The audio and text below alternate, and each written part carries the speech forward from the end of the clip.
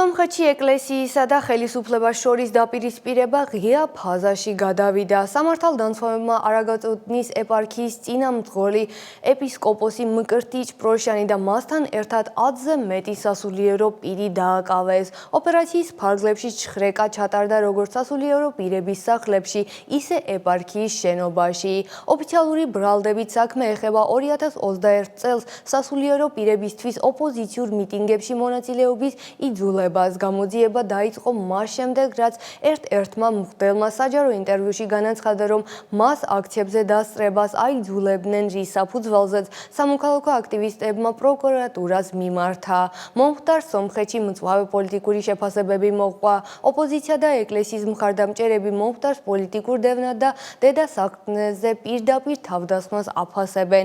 ისინი აცხადებენ, რომ ეს ხელისუფლების კომპანიის ნაწილია. მართველ პარტიაში კი აცხადებენ, რომ პოლიტიკაში ჩარეული სასულიერო პირები კანონის წინაშე ისევე პასუხისმგებლები, როგორც ნებისმიერი სხვა პოლიტიკოსი და მას რელიგიური სტატუსი პასუხისმგებლობისაგან ვერ დაიცავს.